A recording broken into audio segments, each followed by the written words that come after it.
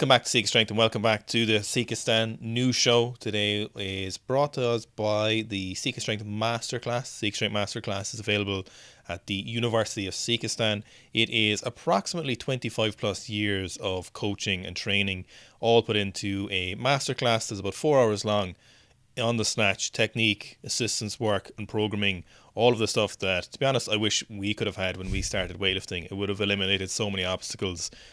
Available in the link below, University of Sikistan. Now, first up, today's news show, we have Dadash Billy, who is an Azerbaijani weightlifter, doing a complex with 200 kilos, clean front squat, jerk. And it's actually kind of annoying how light it is. Yeah. It does him a disservice. The key to the clean front squat jerk complexes is how quickly you get into the next load of front squats. Yes. And he gets after him on these. Yeah, the last thing you want to do is take a break after the clean. Oh, God, yeah. And then reset. Yeah. No, he's doing himself a disservice by how light he's making 200 kilos look. What weight class does he go? Yeah, 102 or 109? 102. Okay. He's in his profile, so 102. He has clean jerked like 240 something kilos before, but then he got a little holiday from competing. As it's training holiday, like. An adverse analytical finding. What I do love is, due to some probably blinds on the window, he has superimposed lines on the platform which show that he has slight disparity between his left leg and right leg. Do you notice that? I thought you were going to say you love the 6 meters and knee wraps. No, well, obviously I love those. As somebody with no legs, you have to love a lot of knee wrap. Yeah. But in this case, I love the projector, which is so strange because his right leg's further forward, yet his left leg goes forward in a split jerk. Usually, I would say if you looked at 1,000 athletes, more than 990 of the athletes, the front foot would go further forward. Do you think that's what his coach is leaning over and looking at? Maybe. What is the tendency for leaning? It doesn't make any sense. So I reckon the tendency for leaning is vertical stacking of your eyes. Okay. So then you get more of this. Oh, maybe. Maybe Yeah. you've practiced. Because it's such a common feature of coaching. Next up, we've Belarusian Petr Asanoyak with a 200 clean and jerk. And Peter always has almost textbook technique. The start is so nice. Start is like a static start of somebody learning how to clean. Except he's absolutely demolishing 200 Yeah. kilos. He got that beautiful holding the hook grip in the catch position. Jesus Christ. If you can do 200 kilos and hold a hook grip, it's always going to look great. Yeah. Do you know what? 200 kilos doesn't get the mass it deserves. It actually doesn't. You're dead right.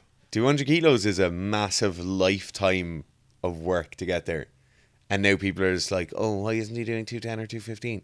There's actually so few people alive who can clean and jerk 200 kilos right now. And it just doesn't get the service. But there's so few people in the population, in history, who've ever clean and jerked over 200 kilos. Yeah, or who could ever clean and Yeah. jerk 200 kilos. Yeah. And this just, we're just too blasé with it. Yeah. Everyone's just too blasé because you got lashes snatching 222 or 225. It's just a service. It's the beauty standards thing because of Instagram. Same thing's happening with 200 kilo clean and jerks. No, the male beauty standard now is ridiculous. Everyone has to be on a minimum of Anavar. Here's Karim Abokala from Egypt with a 210 kilo clean and jerk. I think Karim competed as a 96 at the most recent World Championships. What's the story with Egypt's current ban? There's no ban. What are you Did talking they about? not have Did they not have a full team-wide ban after It's all good It's now? all gone there. What are you Yeah. stopping now? That was 2 years ago. Don't be bringing up. That was 2 years ago and it was only 14-year-olds they were doping. It was only 14-year-old females they were doping. I Yeah. love the double bicep pump at the end of this as well. Lovely clean and jerk. In fact, they're back in a big way there. Are they? Well, their training hall videos are anyway, at least. They have a lot of younger lifters putting up some big weights. Nothing like a bit of a training holiday. A team-wide training hall Yeah. as well. It's a very good bonding process, I think. Yes. You know, it's really good for those chemical bonds. This guy, man. Those covalent bonds. No, a training holiday could be the move. A training holiday? Could be the move. Maybe we should get banned. The whole country could be the move. Next up, we've got everyone's favourite squatter, Tian with 290 in the Asian Games training hall. And Krayab. I'm going to say he could have one of the, if not the most aesthetic high bar squat, because Toshiki doesn't count because nobody has hips like Toshiki. So I feel like Toshiki's hips are, it's like a, it shouldn't count. You know, it's like a, it just doesn't, Yeah. it's not fair on anyone else's beauty standard. No, I think Taito does have the nicest. Yeah. He has the nicest and most standard squat for someone with exceptionally good squat mechanics. Oh, wait. There's the cheater belts. That's what we say. Someone stole our thing. Ah, the memes have spread. The cheater belt, or did he raw dog it? Tian, like you, always cheater belts. Cheater belt isn't about cheating or hiding the belt. Cheater belt is about having a better connection with your midline, you know. Yeah, I It's wonder. not a slipping and sliding when you've the belt outside the t-shirt. Also known as a cheater belts, trying to let people know that you're not a cheater. As well, he always just has those knee warmers on. I feel like he could have wraps under the knee warmers and you'd never know though. I wouldn't blame him. No, I wouldn't. it's a lovely squat. I need to get my Antas out and squat on them again, the Anta ones. I just can't find them. They're not in my chest of treasure trove of shoes. The black and red ones. Yeah, I don't know where they are. Do you have them? No, Are they in here somewhere? I was just looking at our cupboard of shoes. Maybe they are in here. Next up, we've got New Zealand's David Liley, 220 kilo push press. Jesus Christ. That's ridiculous. Jesus H. Christ. So they're in Samoa at the moment, and this kind of Oceania elite training camp. So all the best lifters from Oceania have kind of gotten together to train as a almost to replicate a national team. Kyle Bruce was talking about it, so it was a great experience, and they're training hard, double days for a week or two. So, I think that's a great idea. yeah, Like, especially in that area of the world, you've got some professional weightlifters or some full-time weightlifters, but you don't have a massive, like, you certainly don't have a team of internationals in every country. yeah. Go away for a week or two, everybody gets after it hard. I think it's a great idea. What they really need is just the entire run up to the Olympics to be like that. Yeah. That's what they really need. Don't- Unfortunately, not feasible. The problem in this case for David is that New Zealand is so far away from everywhere. It's also a problem because at any point the All Blacks might steal him to be a prop, you know? You just don't know. I'd love to visit a load of those islands like Tonga, Fiji, Samoa, Yeah. but it's just so specific. It's not like you can do like interrailing on Europe or something, you know, you have to one by one. What you need to do is get an old yacht and do it up and then have a YouTube page where you sail around. Are you trying to tell me something? I'm leaving. So next we've got this video. Vintage Lifts puts up a load of great old lifts and kind of cataloguing stuff. And this is 196 and a 240 kilo clean and jerk from Ilya when he was a 94 kilo lifter. I don't know if they said what body weight he was at the time, but I think it came out that he was like 100 or something in this video. Now, this was at the time the first massive over the world record lift that we'd seen in a long time. This video was part of a documentary, so it wasn't even an individual lift. It was part of a Kazakhstan sports documentary. Someone had found the clips. I've seen like Gregor and All Things Gym probably either spread it to everyone else, or he found it, or someone sent it to him and he spread it. And there's a load of misses in this in the full clip, and this at the time broke our tiny weightlifting community's mind. It was just ridiculous because there's a video of missing like 190 without straps, misses 190, misses 190, goes back down like 180, 190, 196, and then there's clips of them doing like 220, 230, 240, and they're just it's like it just blew everybody's minds. And he's like shredded here. It's 96. He's shredded. The overimposition on the snatch is so strange on this. Yes. It's like he's internally and externally rotated at the same time, but definitely not in a neutral position. But you see that? Yes, I see it. Just the jerk though. Yeah. Did you see that? Did you see the clean? It still blows my mind when I think about it, to be honest. It was just crazy. It had so many views in those videos because everyone was just like, what are we after seeing? We'll never see the likes of this again. No. This will never happen again. I think imagine if there was just a super heavy kind of training away at the moment, and then suddenly you see like a Belarusian documentary where someone does 236 and 272.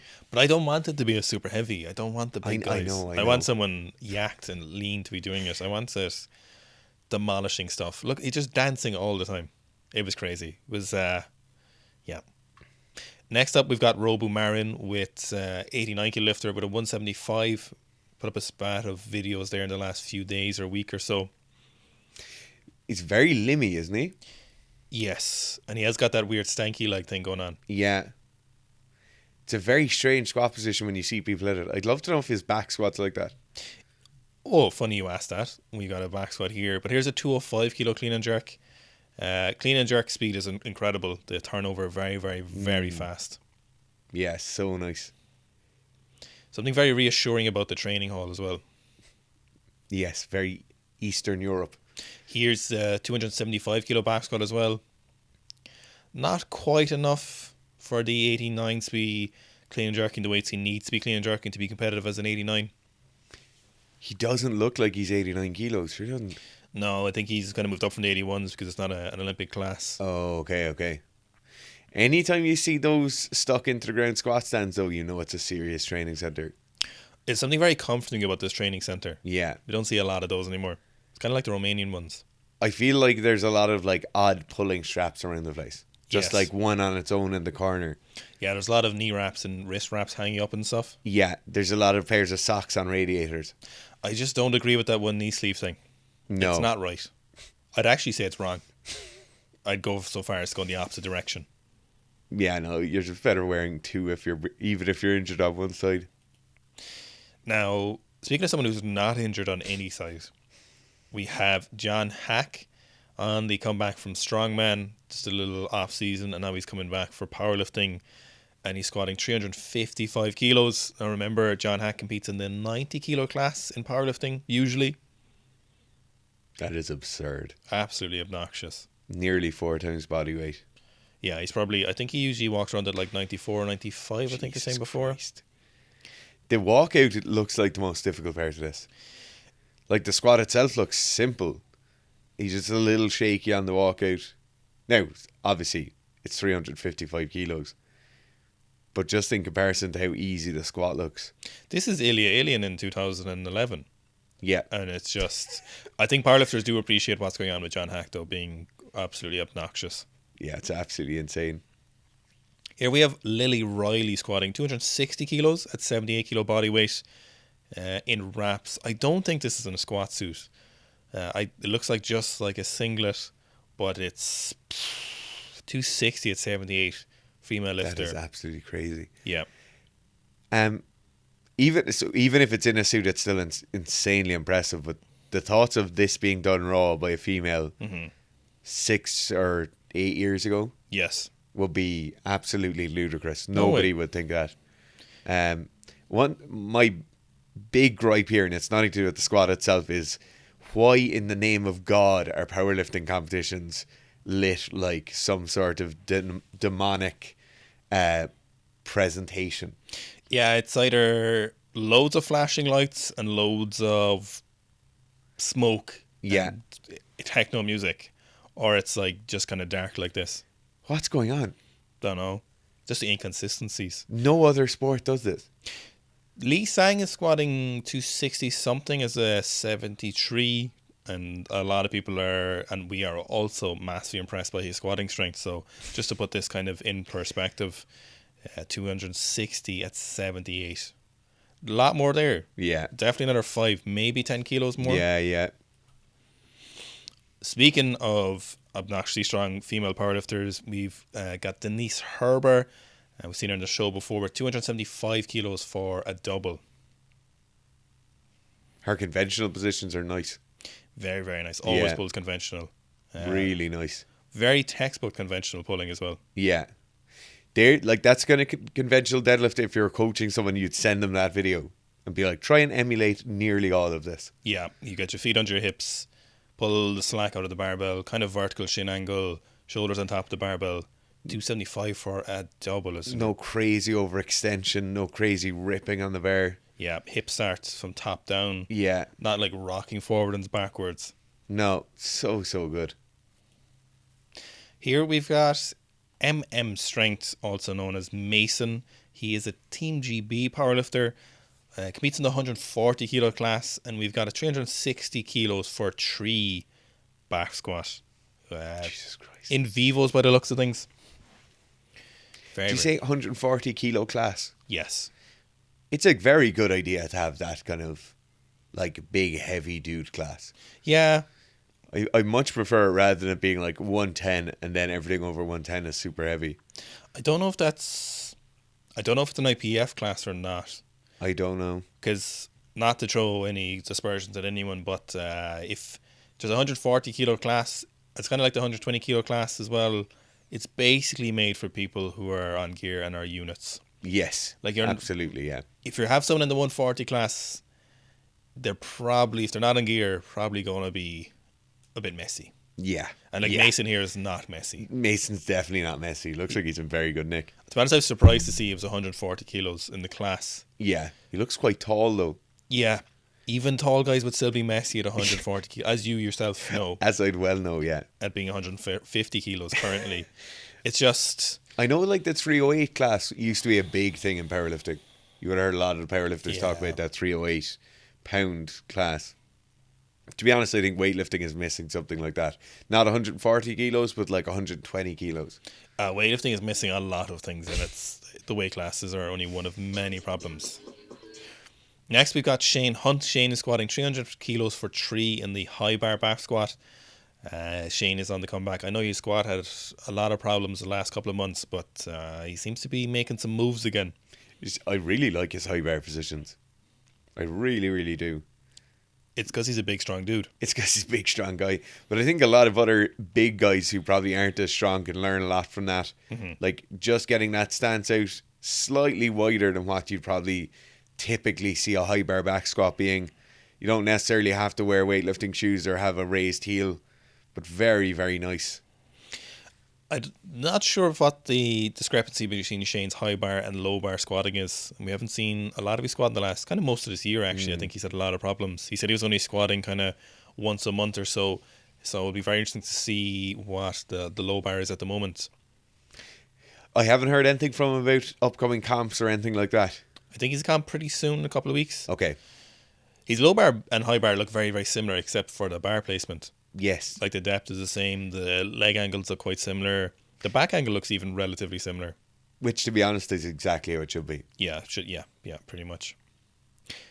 Next up, I don't know if you've seen this clip, but I want to see what you thought of it. It's a blue belt competition. I think this guy is an MMA fighter. I think he's French as well. I didn't like it. I thought it was a bit douchey. That's incredibly douchey, yeah. You're just on about... I assume he's winning by a massive margin here. You can actually, and there's rule. This is like grappling industries, but you can be called for disrespecting your opponent or disrespecting the sport. I can't remember what the exact rule is. It's in the IBJJF. It's in the grappling industries and stuff where you actually can be called for unsportsmanship like behavior that's not necessarily dangerous, you know. Yes. So I think this is pretty douchey, to be honest. This the last 10 seconds of the round, is it? I don't know exactly what point. This is the only context for the clip. A lot of people are like, zero respect, not cool. A lot of people did point out as well that it's like a blue belt competition. Yeah. You know, it's at your local grappling industries or whatever. It's not IBJF Worlds or ADCC or doing this, you know, so it's not really a cool thing to do, you know. And no one wants to be entertained in this way, in my opinion, at a jiu-jitsu competition. But the only people watching this match are your friends and family and his friends and family. Yeah. And your coach. Mm-hmm. That's it. You know, like, who are you showing off to? If this is Craig Jones versus Gordon Ryan, ADCC finals, and Craig Jones is beating him by 20 points, and it's obviously there's a massive amount of beef there. Yes. And they both have brands on the line. Mm-hmm. That's very different from this. Yeah, there is a certain amount of, yes, it would never happen, but I could see it being different. But the context in this situation, I think, is just douchey. Like, there's just no need for it. Next, we've got this clip of Brock Lesnar. I'd never seen it before, but Brock in high school. And basically this clip is the coach saying that they were scouts at a competition and they just saw this absolute monster in the corner just wrestling with someone and absolutely throwing them over the place, throwing him around the place. I'm sorry now, but you cannot look like that when you're 18 or 19. But yeah, like that's not right. That is not right. This is for everyone who thinks there's a semblance of clean sport, or sorry, fair sport, and they have to make it a fair and even playing field for everyone. This is why sport isn't fair. Like, this is why. Oh, stop it. Because people like Brock out there. Yeah. Do you remember when he tested positive in the UFC? But I think they knew a couple of days beforehand, but they were accused of not releasing it. Yeah.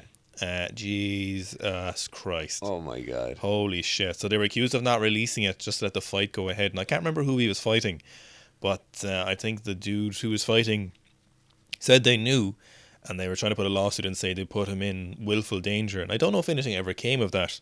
I assume UFC just had a little hush, hush, hush, hush Yeah. money. Hush, hush, hush, hush, hush, hush. It's okay. Yeah. But I mean, did everyone not know already? You know, was there at any point where someone was like, "Hang on a minute"?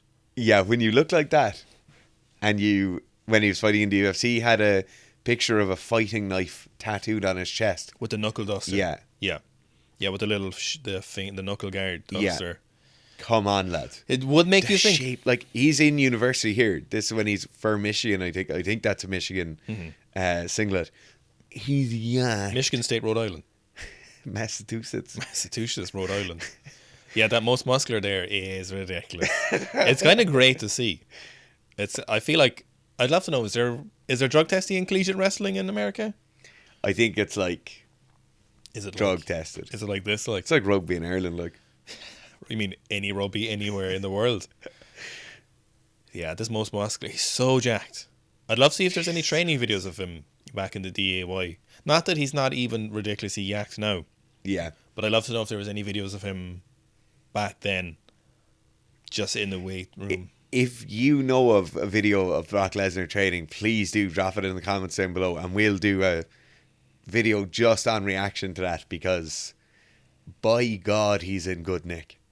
Yeah, it's. I assume he got beat at some stage. I assume someone beat him. Thanks for watching the new show. Thank you to everyone who tags us in stuff in the new show. It's massively appreciated, as it obviously makes a big difference to the new show. So it's hugely appreciated when people tag us every week in multiple different stories, and we get to look at all of them and just have to pick the ones we think are best for the new show.